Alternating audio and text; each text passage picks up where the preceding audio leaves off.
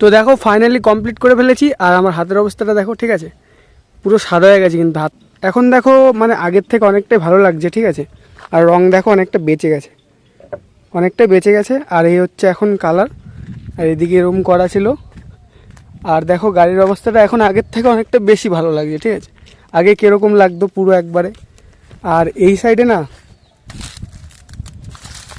এই যে মোটরটা দেখছো, এই মোটরটা না খারাপ বলছে, ঠিক আছে। মানে কিছুদিন আগে ভালো ছিল, ঠিক আছে।